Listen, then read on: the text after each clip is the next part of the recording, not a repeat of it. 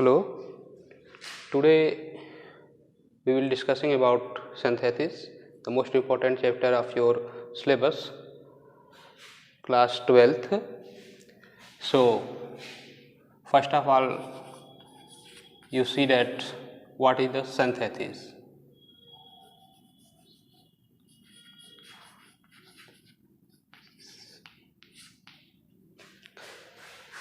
A synthesis is a combination of two or more simple sentences which is convert into a simple sentence or compound or complex sentence, or we can say that a synthesis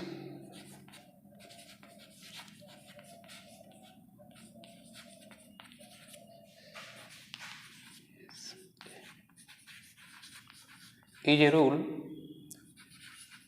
by which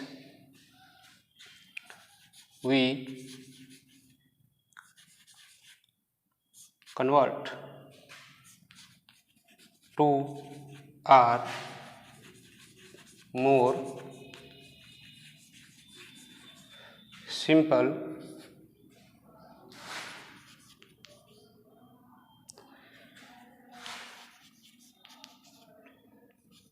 sentences into a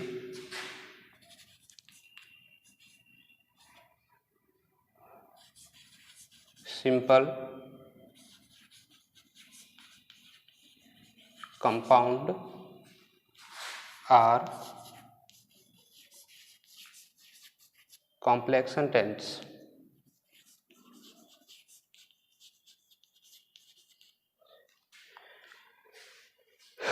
So, it is a definition of synthesis, or we can say that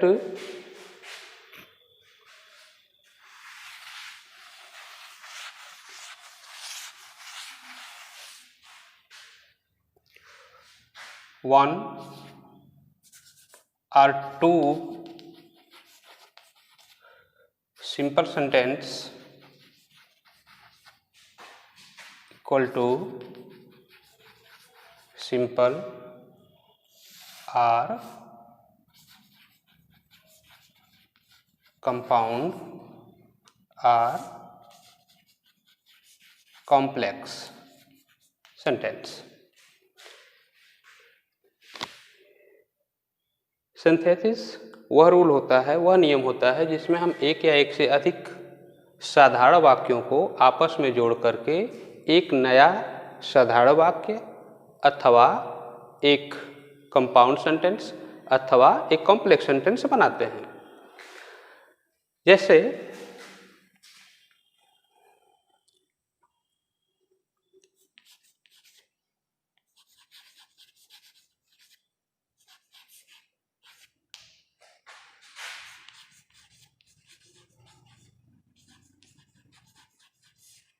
he wake up, he ran away, वह उठा, वह भाग गया। यहाँ पर ये दो simple sentence है और इन दोनों सिंपल सेंटेंस को हम आपस में जोड़ करके एक या तो सिंपल सेंटेंस पुनः बना सकते हैं अथवा इन दोनों सेंटेंस को आपस में जोड़ करके एक कंपाउंड सेंटेंस बना सकते हैं अथवा इन दोनों को ही जोड़ करके एक हम कॉम्प्लेक्स सेंटेंस बना सकते हैं। इस प्रकार से कहने का तात्पर्य ये है कि दो या दो से अधिक जितने भी सिंपल सेंटेंस होंगे उनको हम आपस में जोड़ करके तीन प्रकार के नए सेंटेंस प्राप्त कर सकते हैं। कौन कौन से तीन नए प्रकार? या तो वो सिंपल होगा, या तो वो कंपाउंड होगा अथवा वो कॉम्प्लेक्स होगा। जैसे इसी सेंटेंस को यदि आपको पुनः सिंपल बनाना हो तो क्या करेंगे?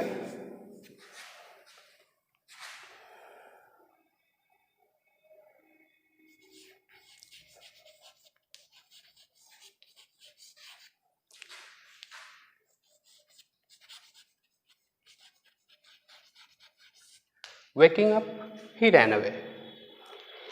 इसी सेंटेंस को यदि आपसे कहा जाए कि इसी को आप कंपाउंड बनाइए तो आप क्या करेंगे?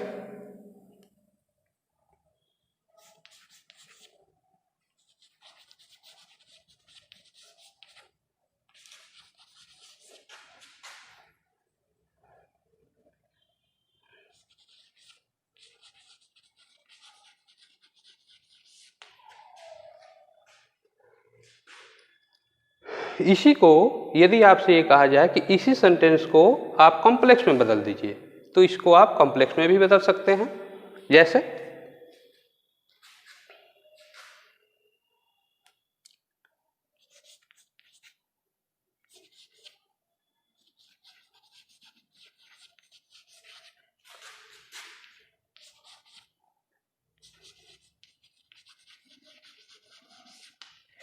अर्थात इस प्रकार से एक ही सिंपल सेंटेंस को आप पुनः एक सिंपल सेंटेंस में, एक कंपाउंड सेंटेंस में और एक कॉम्प्लेक्स सेंटेंस में बदल सकते हैं। सबसे पहले बात कि सिंपल सेंटेंस होता क्या है, इसके बारे में हम डिस्कस कर लेते हैं।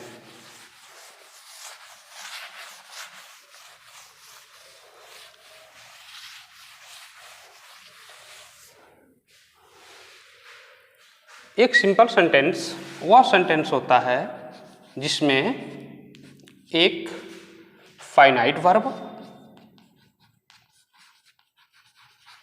और एक सब्जेक्ट होता है।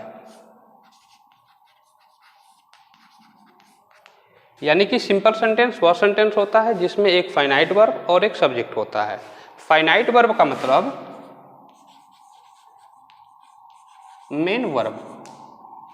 मेन वर्ब को ही हम फाइनाइट वर्ब कहते हैं। तो सिंपल सेंटेंस में एक फाइनाइट वर्ब और एक सब्जेक्ट होना चाहिए। अब इसके बाद सबसे पहले बात हम लोग सिंपल की करेंगे, क्योंकि सिंथेसिस वह नियम होता है जिसमें आप एक या एक से अधिक सिंपल सेंटेंस को जोड़ करके सिंपल सेंटेंस बनाते हैं। तो सिंपल को ही बात करेंगे हम कि अगर एक ही वाक्य में एक सिंपल, दो सिंपल अथवा तीन सिंपल दे दे तो उन तीनों को जोड़ करके एक नया सिंपल किस प्रकार से बनाया जाए, इस नियम को हम सीखेंगे। ठीक है, तो अगर किसी सेंटेंस में एक सिंपल सेंटेंस दे दे, दूसरा सिंपल सेंटेंस दे दे, दो से अधिक भी हो सकते हैं, तो तीन हो गए, और इन तीनों को सिंपलों को आपस में जोड़ करके एक सिंपल सेंटेंस आपको बनाना है। तो आपने अभी रूल सीखा, डिफिनीशन इसकी सीखी कि एक सिंपल सेंटेंस में एक फाइनाइट वर्ब होता है और एक सब्जेक्ट होता है। ठीक है, तो अब यहाँ पर देखिए, यहाँ पर एक सिंपल सेंटेंस है, तो इस सिंपल सेंटेंस में एक सब्जेक्ट होगा और एक वर्ब होगा। ठीक है, और यहाँ पे दूसरा सब्जेक्ट है, तो दूसरे में एक सब्जेक्ट होगा और एक वर्ब होगा। यहाँ पे तीसरा सेंटेंस है, तीसरे में भी एक सब्जेक्ट होगा और एक वर्ब होगा। और इस प्रकार से देखा जाए तो तीनों सेंटेंस को जब हम आपस में जोड़ेंगे तो तीन सब्जेक्ट आपको मिल गए ऊपर। ठीक है, तीन सब्जेक्ट हो गए और ये तीन वर्ब आपको मिल गए। ठीक है, तीन सब्जेक्ट मिल गए और तीन वर्ब मिल गए। अब उन तीनों को जोड़ करके आपको सिंपल सेंटेंस में बदलना है। ठीक है, यस यस का मतलब सिंपल सेंटेंस है। ठीक है, इसको सिंपल सेंटेंस में आपको बदलना है। तो इसमें करना क्या है कि अब आपको एक ही सब्जेक्ट इसमें आना चाहिए और एक ही वर्ब आना चाहिए, क्योंकि सिंपल सेंटेंस की डिफिनीशन यही कहती है कि इसमें एक फाइनाइट वर्ब हो और एक सब्जेक्ट हो। तो इनमें से दो सब्जेक्ट को आपको इरेज करना होगा और दो वर्ब आपको इरेज करना होगा। ठीक है, तब जा करके एक इसमें सब्जेक्ट बचेगा और एक आपका वर्ब बचेगा। ठीक है, तो यहाँ पर आप इसको कन्वर्ट करेंगे। तो कैसे करेंगे, इसके लिए आपको रूल जानने पड़ेंगे। टोटल जो रूल होते हैं वो इसके 8 होते हैं। ठीक है, 8 ऐसे रूल हैं, इन 8 रूल की मदद से आप किसी भी सिंपल सेंटेंस को सिंपल सेंटेंस में कन्वर्ट कर सकते हैं। ठीक है, totally 8 rules by which we convert the simple sentence into a simple sentence. So कौन कौन से वो रूल हैं, पहले हम उनको लिख लेते हैं यहाँ पे। ठीक है, जैसे use of participle, use of participle. दूसरा है use of infinitive.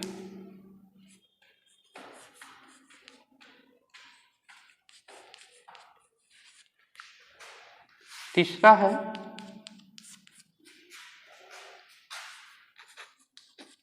Use of adjective.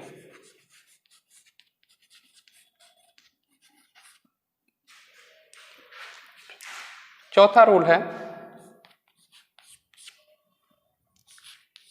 Use of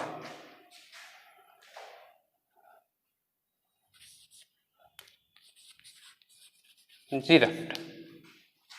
पांचवा रूल है use of gerund, use of nominative absolute. Nominative absolute, nominative absolute.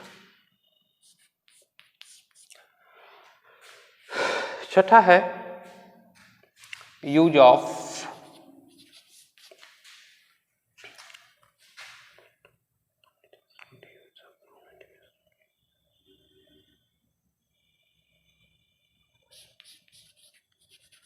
Noun apposition.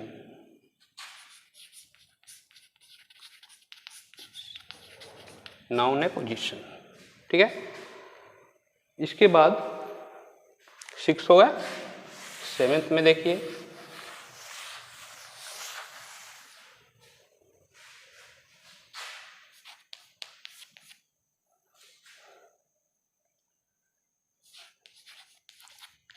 Use of preposition. Use of preposition को हम जिरेंट के अंतर्गत पढ़ लेंगे। अलग से देखिए यूज ऑफ एडवर्ब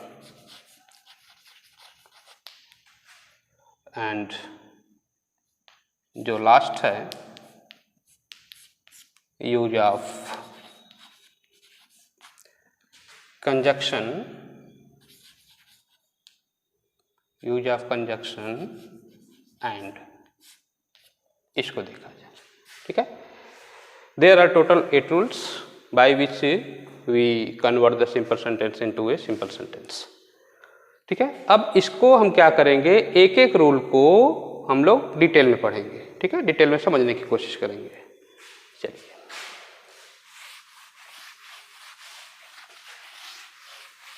जब आप इसे सीख लेंगे, इसके बाद आप सीखेंगे कि एक या एक से अधिक सिंपल सेंटेंस को जोड़ करके किस प्रकार से कंपाउंड सेंटेंस बनाते हैं, और इसके बाद सीखेंगे कि एक या एक से अधिक सिंपल सेंटेंस को जोड़ के किस प्रकार से कंपाउंड सेंटेंस और कॉम्प्लेक्स सेंटेंस बनाते हैं, ठीक है। अभी आप ये सीख रहे हो कि किस प्रकार से एक सिंपल सेंटेंस को दूसरे सिंपल सेंटेंस के साथ जोड़ करके एक नया सिंपल सेंटेंस बनाया जाए। ये रूल अभी आप सीख रहे हो, ठीक है।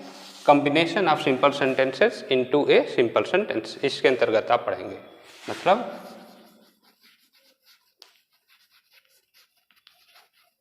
कॉम्बिनेशन ऑफ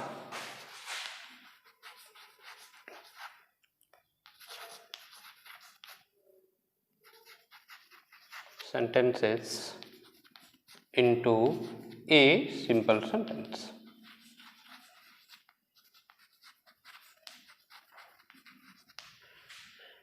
यानी कि कई सिंपल सेंटेंस होंगे, उनको आपस में जोड़ करके हम एक सिंपल सेंटेंस बनाने का रूल सीख रहे हैं, और इसके लिए टोटल 8 रूल आपको हमने बता दिया है, ठीक है।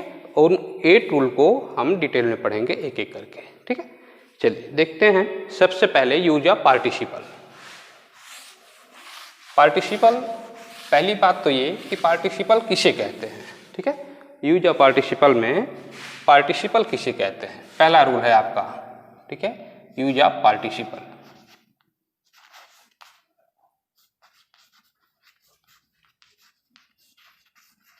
Use of participle. इस पार्टिसिपल में सबसे पहले कि पार्टिसिपल किसे कहते हैं,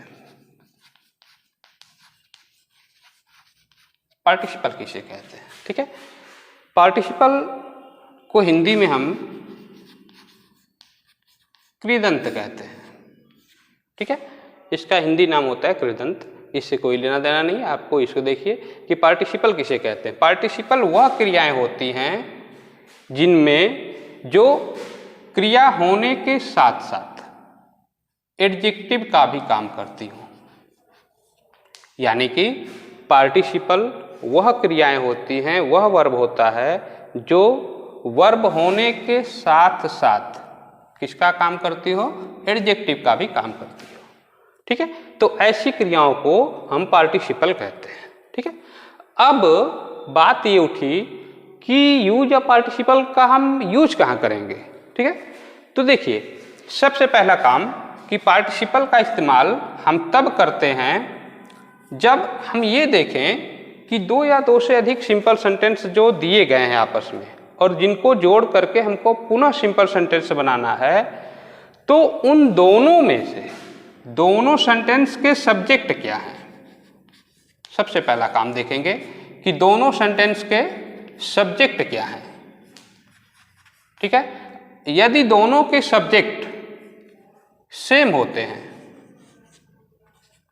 दोनों के सब्जेक्ट यदि आपको सेम दिखाई दे, पहला सेंटेंस का जो सब्जेक्ट है वो और जो दूसरे सेंटेंस का सब्जेक्ट है वो, अगर दोनों एक ही हैं तो हम वहां पर पार्टिसिपल के रूल को फॉलो करेंगे। ठीक है, जैसे बिल्कुल क्लियर इसको समझिएगा ध्यान से। मैंने बताया कि यहाँ पे दो सेंटेंस हों और दोनों सेंटेंस के सब्जेक्ट एक हों तो वहां पर हम पार्टिसिपल का रूल फॉलो करेंगे। जैसे देखिए पहले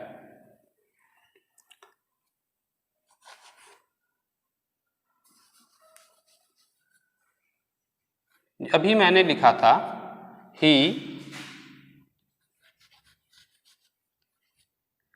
वेक अप, ही रैन अवे। ठीक है, ये दो सिंपल सेंटेंस दिए गए। पहला सेंटेंस है ही वेक अप, दूसरा सेंटेंस है ही रैन अवे, दो सिंपल सेंटेंस।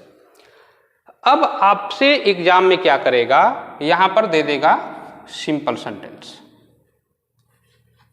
इसको किसमें बदलना है, सिंपल सेंटेंस में। ठीक है, अब आपका काम है ये पहचानना कि जो 8 रूल आपको अभी मैंने बताया था कि सिंपल को सिंपल में जोड़ करके सिंपल बनाने के लिए 8 रूल हैं, तो 8 रूल में से पहला रूल आप सीख रहे हो, तो इसको हमने बताया कि पार्टिसिपल का प्रयोग आप तब करिएगा जब सब्जेक्ट सेम हो। पहले वाले सेंटेंस में देखिए सब्जेक्ट क्या है भैया, ही। दूसरे में देखिए सब्जेक्ट क्या आया है, ही। दोनों सब्जेक्ट सेम है। जब दोनों सब्जेक्ट सेम है तो इसका मतलब ये है कि यहां पर यूज ऑफ पार्टिसिपल का रूल फॉलो किया जा सकता है। और एग्जांपल देखिए, जैसे कह दिया जाए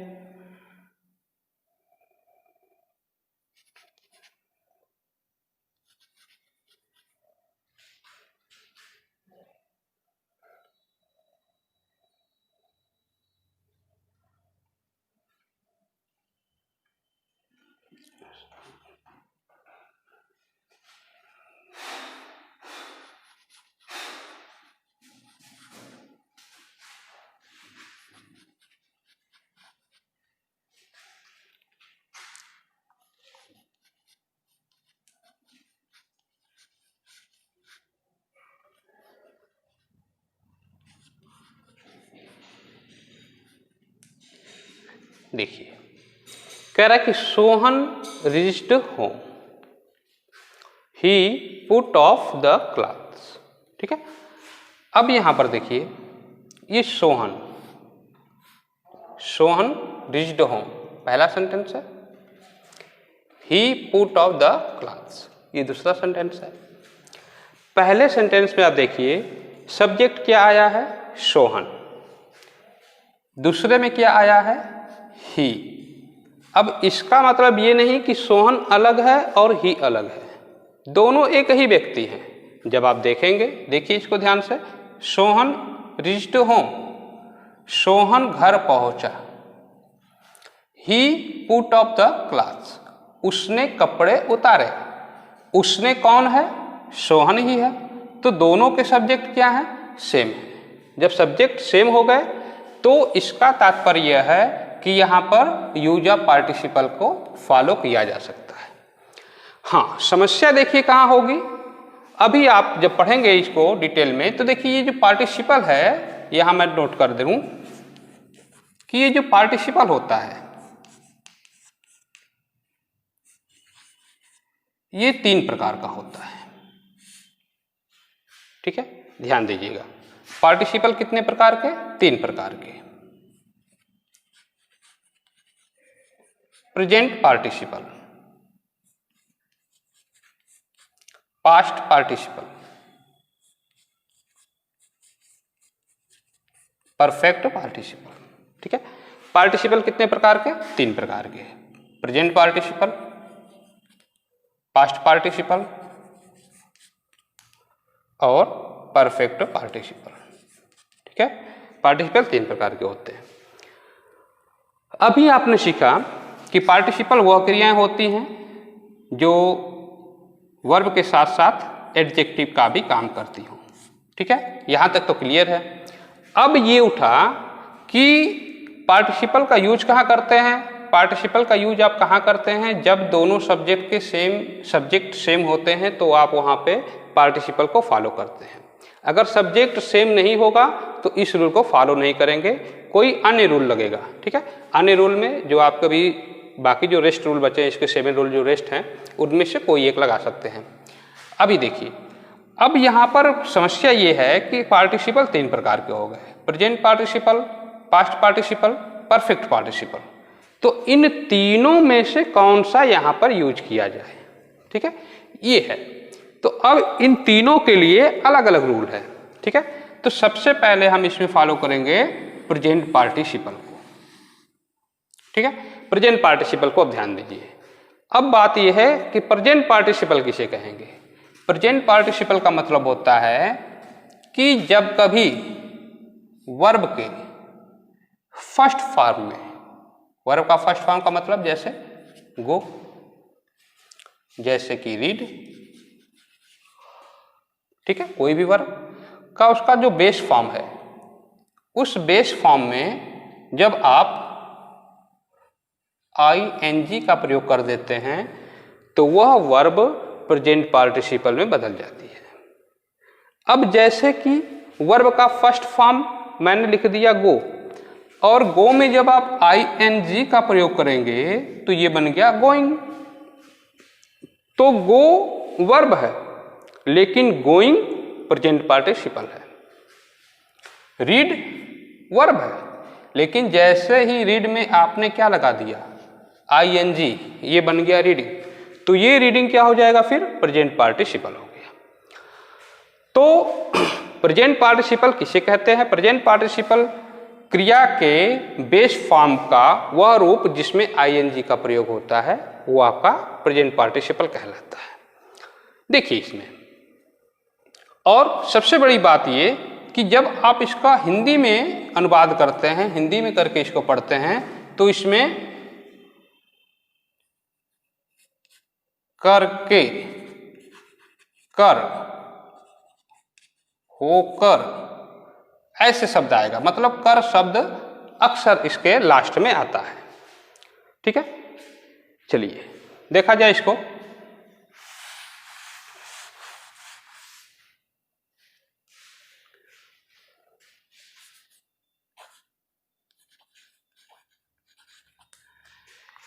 हाँ, अब ये प्रेजेंट पार्टिसिपल की बात हो रही थी कि यहाँ पर प्रेजेंट पार्टिसिपल और पास्ट पार्टिसिपल, परफेक्ट पार्टिसिपल को कैसे डिफाइन करोगे, कैसे अलग अलग पहचानोगे और कैसे अलग अलग इस वाक्य में जोड़ोगे। तो इसमें जोड़ने के लिए, अब इसमें इस वाले सेंटेंस को सिंपल बनाने के लिए हम कौन से पार्टिसिपल का प्रयोग करें? ठीक है, ये वाली बात समझने की है। तो इसमें हम प्रेजेंट पार्टिसिपल को फॉलो करेंगे। क्यों करेंगे? अब इसका देखिए कारण क्या है। कारण जानने के लिए आप एक रूल लगाएंगे। इसमें ये देखेंगे कि जो दूसरा सेंटेंस है, दूसरे सेंटेंस की जो दूसरी वर्ब है, ठीक है, जो दूसरे सेंटेंस की क्रिया है, यहां पर यह क्रिया यदि पहले सेंटेंस की क्रिया, यह है क्रिया, इस पर यदि ये डिपेंड करती है, इस पर यदि निर्भर करती है, तो हम ये कह सकते हैं कि इस वाले सेंटेंस में प्रेजेंट पार्टिसिपल का रूल फॉलो होगा। यानी कि आप ये भी कह सकते हैं कि जो दूसरी क्रिया है वह पहली क्रिया की परिणाम होती है, रिजल्ट होता है। ठीक है, जैसे यहां पर देखिए, इसको हिंदी में ट्रांसलेट करिए। ही वेक अप, वह जग गया। ही रैन अवे, वह भाग गया। भागने की जो क्रिया है, जो दूसरी क्रिया है, वो पहली क्रिया के ऊपर निर्भर है। कैसे? अब जैसे आपने प्रश्न किया, वह भाग गया, लेकिन कब भागा? पहली क्रिया जब हुई तब, जब वह जागा। यानी कि ही वेक अप, वह जागा, तब जाकर के वो भागता है। अगर यदि वह जागता नहीं तो वह भागता भी नहीं। यहां पर देखिए, जैसे सोहन रीच्ड होम, सोहन घर पहुंचा, ये पहुंचने की क्रिया हुई। ही पुट अप द क्लॉथ्स, उसने अपने कपड़े उतारे। ठीक है ना, उसने कपड़े उतारे। लेकिन कपड़ा उतारने की क्रिया कब हुई? जब वह घर पहुंचा। यदि वह घर नहीं पहुंचता तो वह कपड़े नहीं उतारता। तो ये जो दूसरी क्रिया है, वह क्रिया हमेशा पहली वाली क्रिया के ऊपर निर्भर है। अर्थात आप ये कह सकते हैं कि जो दूसरी क्रिया है वह पहली क्रिया की परिणामी है। ठीक है, या तो दूसरी क्रिया कब हो रही है? जब पहली क्रिया संपन्न हो जा रही है। ठीक है ना। तो अब यहां पर हम प्रेजेंट पार्टिसिपल को लगाएंगे। ऐसे ही पहचानेंगे आप वाक्य को, और वाक्य को पहचानने के बाद आप इनको ऐड करेंगे, इसको जोड़ेंगे। और जोड़ने का तरीका क्या है, जोड़ के इसको कैसे लिखेंगे आप देखिए। इसको जैसे इसमें जब आपने ये पहचान लिया कि इसमें प्रेजेंट पार्टिसिपल लगेगा, अभी हम पास्ट और परफेक्ट की बात नहीं कर रहे हैं, केवल प्रेजेंट की। ये प्रेजेंट पार्टिसिपल इसमें लगेगा। कैसे लगेगा? क्योंकि दूसरी क्रिया पहली क्रिया के ऊपर निर्भर कर रही है।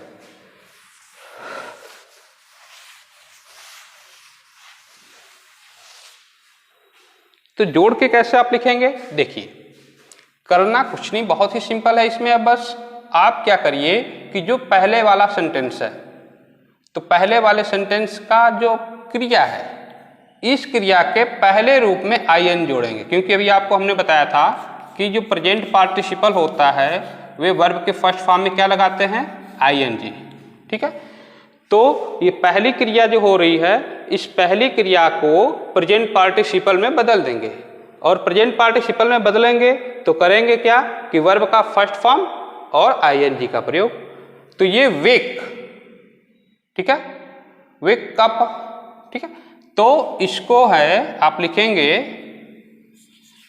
वेक का, वेक होता है, उसमें आईएन जोड़ देंगे तो वेकिंग हो गया, वेकिंग अप। यहीं से शुरुआत करते हैं सेंटेंस की। ठीक है, सेंटेंस की शुरुआत यहीं से आप करेंगे, वेकिंग अप, और इसके बाद कॉमा लगा देंगे। और जो दूसरा वाला सेंटेंस है इसको सेम वैसे ही उतार देंगे, ही रैन अवे। ठीक है, वेकिंग अप, ही रैन अवे, जाग कर वह भाग गया। ठीक है, यहां पर क्या है? ही वेकअप, वह जागा, ही रैन अवे, वह भाग गया। वेकिंग अप, ही रैन अवे, जाग कर वह भाग गया। ठीक है, अब ये इसको जोड़ करके हुआ। अब इसको जोड़ करके देखिए क्या हुआ। हाँ, एक बात देखिए, याद रखिएगा, ये नाउन है, ये प्रोनाउन है। जब एक ही सेंटेंस में एक नाउन और प्रोनाउन दोनों आ जाए तो बेहतर ये होता है कि जब दूसरे वाले सेंटेंस को आप उतारें तो उस नाउन को ही रखें, प्रोनाउन को हटा देंगे। क्योंकि ये ही और सोहन दोनों एक ही व्यक्ति हैं। यहां पर सोहन नाउन है तो इसको बेटर होगा लिखना, बल्कि ही को हटा देंगे। देखिए, जैसे क्रिया पहली है रिच्ड, इसका फर्स्ट फॉर्म रिच हो जाएगा। इसमें क्या जोड़ देंगे? आईएनजी। प्रेजेंट पार्टिसिपल बना रहे हैं ना, तो इसमें आईएनजी जोड़ देंगे। तो ये हो गया रिचिंग। कहां रिच कर रहा है? होम, रीचिंग होम, कॉमा लगा देंगे। यहां पर ये नाउन है, ये प्रोनाउन है, तो यहां से इस प्रोनाउन को हटा करके उसके स्थान पर उसका जो नाम है सोहन, उसको लिख देंगे Sohan. Put up the cloth, same उतारेंगे सेंटेंस पूरा सेम बिल्कुल।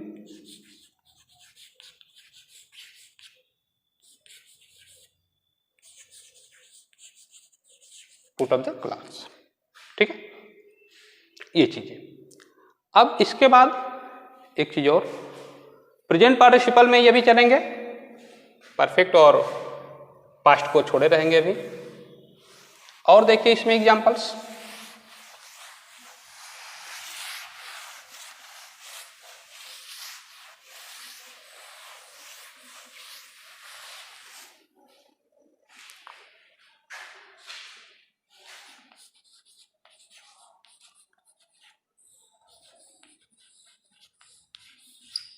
she saw a wolf,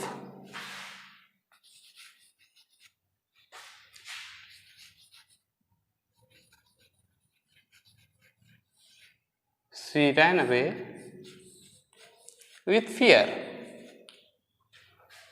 She saw a wolf, she ran away with fear. उसने एक भेड़िया देखा, she ran away with fear, डर के मारे भाग गई। अब यहां पर देखिए, अब तुरंत अब पूछिए, यहां पर पहली बात दोनों में सब्जेक्ट सेम है, पार्टिसिपल का यूज होगा, और जब पार्टिसिपल का यूज होगा तो पार्टिसिपल तीन होते हैं, प्रेजेंट, परफेक्ट, पास्ट। तो अब आपस में आप कंपेयर कर लेंगे कि प्रेजेंट का इस्तेमाल होगा या पास्ट का इस्तेमाल होगा या परफेक्ट का इस्तेमाल होगा। तो अब यहाँ पर आप आपस में देख लीजिए, she saw a wolf, she ran away with fear, वो डर के मारे भाग गई। भागने की क्रिया कब हुई? जब उसने क्या देखा? वोल्फ देखा। जब वोल्फ देखती है तब वह भागती है। तो यह क्रिया जो है इस क्रिया के ऊपर निर्भर हो रही है। तो इसका मतलब है कि यहाँ पर हम प्रेजेंट पार्टिसिपल को फॉलो करेंगे, और जब प्रेजेंट पार्टिसिपल को फॉलो करेंगे तो करते क्या हैं कि पहली क्रिया को हम प्रेजेंट पार्टिसिपल में बदल देते हैं। तो सा का प्रेजेंट पार्टिसिपल होगा तो क्या करेंगे? सी करेंगे, और उसमें क्या जोड़ देंगे? ING। सीइंग ए वोल्फ, कमा लगा लेंगे, इस सी को हटा देंगे, इसका कोई मतलब नहीं है क्योंकि यहां पर आपने सी का ऑलरेडी प्रयोग किया हुआ है, एक ही रखेंगे, सी रैन अवे विथ फियर। ठीक है, आगे देखिए, यदि कोई भी, ठीक है, यदि कोई भी बी फॉर्म, यदि कोई भी बी फॉर्म यदि किसी सेंटेंस के फर्स्ट में आ जाता है, यानी कि पहले सेंटेंस में यदि बी फॉर्म आ जाता है तो उस सेंटेंस को हम बीइंग से शुरू करते हैं। बी फॉर्म का मतलब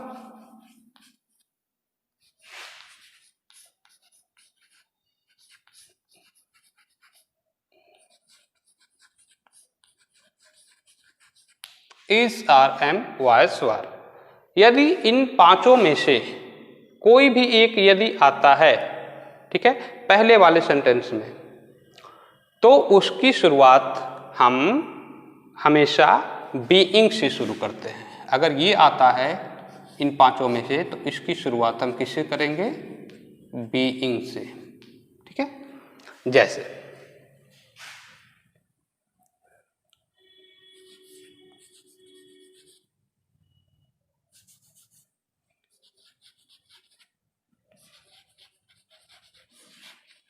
I was hungry.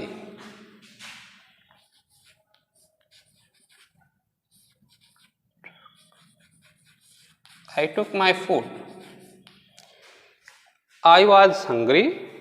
I took my food.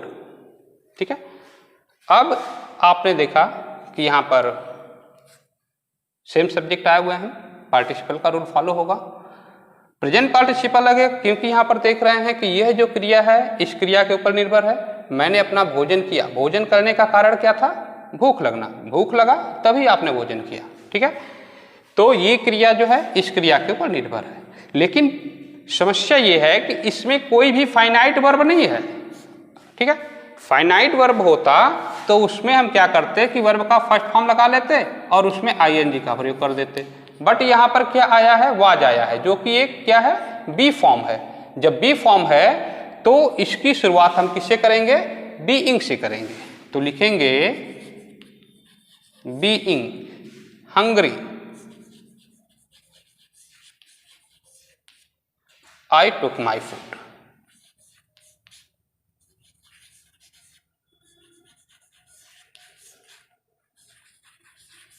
Being hungry, I took my food. देखिए एक और इसमें रूल बचता है प्रेजेंट पार्टिसिपल में ही। जैसे यदि किसी सेंटेंस में पहले से ऑलरेडी उसमें अगर प्रेजेंट पार्टिसिपल दिया हो, प्रेजेंट पार्टिसिपल पहले से ही दिया हो, तो कैसे करेंगे? यानी कि प्रेजेंट पार्टिसिपल का मतलब मैं बार बार आपको बता रहा हूं कि वर्ब के फर्स्ट फॉर्म में क्या होना चाहिए? आईएनजी। यदि ऐसा कोई शब्द जिसमें वर्ब के फर्स्ट फॉर्म में आईएनजी लगा हो और वो पहले से ही उस सेंटेंस में दिया हो, तो आप कैसे करेंगे? देखिए जैसे यहां पर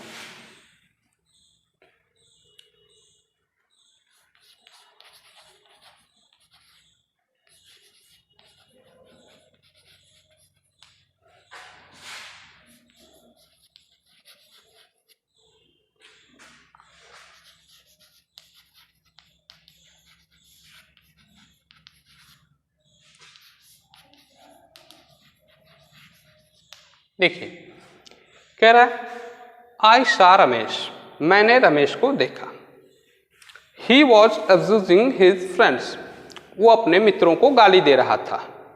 यहां पर देखिए ये भी एब्यूज, गाली देना, ये भी एक क्रिया होती है और इस क्रिया में क्या लगा हुआ? आईएनजी लगा हुआ। इसका मतलब है कि यहां पर ऑलरेडी प्रेजेंट पार्टिसिपल दिया हुआ है। तो इसको कैसे लगाएंगे? अब सिंपल कैसे बनाएंगे? तो करेंगे क्या इसमें देखिए, अब सबसे पहला काम ये आपको करना है कि इसका पता लगाना है आपको एब्यूज का, कि इस एब्यूज का रिलेशन इस पूरे सेंटेंस में किसके साथ है। देखते हैं। एब्यूज करा कि आई सा रमेश, मैंने रमेश को देखा। ही वॉज एब्यूजिंग, वह गाली दे रहा था, वह गाली दे रहा था, यानी कि ही से। एब्यूज का संबंध किससे है? ही से। और ही किसके लिए आया हुआ है? रमेश के लिए। ठीक है, ये रमेश नाउन है और ही क्या है? प्रोनाउन है। तो प्रोनाउन का मतलब आपने पढ़ा ही होगा। ठीक है, प्रोनाउन किसे कहते हैं? Pronoun is that word which is instead used before a place of noun. तो यहां पर ये जो प्रोनाउन है वो नाउन के लिए आया हुआ है। तो ये नाउन ही कौन है? रमेश है। ठीक है, और ये रमेश क्या है? ही है। और इस एब्यूज का संबंध किससे है? ही से है। ठीक है, तो इसको जब आप जोड़ेंगे तो करेंगे क्या? इस एब्यूज को रमेश के पास ला करके लिख देते हैं बस। आई सा रमेश एब्यूजिंग, क्योंकि ही को हटा देंगे, ही रमेश के लिए आया हुआ है, ही को हटा देंगे। Abusing his friends. ठीक है, आई सा रमेश एब्यूजिंग हिज फ्रेंड्स। ठीक है, तो ये आपने क्या सीखा? प्रेजेंट पार्टिसिपल में आपने सारे रूल सीख लिए।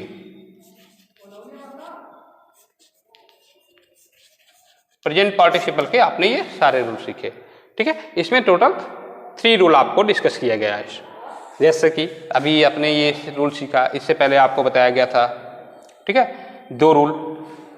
कोई अगर बी फॉर्म होता है तो बी फॉर्म में कैसे करेंगे यूज, इसका कैसे इस्तेमाल करते हैं। और इसके बाद अभी आपने जो सीखा उससे पहले कि 2 फाइनाइट वर्ब आ जाता है तो फाइनाइट वर्ब में कैसे लगाएंगे। ठीक है, तो ये सारे आपके रूल हैं इसमें। और इसके बाद कल हम लोग डिस्कस करेंगे पास्ट पार्टिसिपल और परफेक्ट पार्टिसिपल के ऊपर। ठीक है, आई होप आप लोग को ये बातें समझ में आ गई होंगी। ठीक है, ओके, थैंक यू।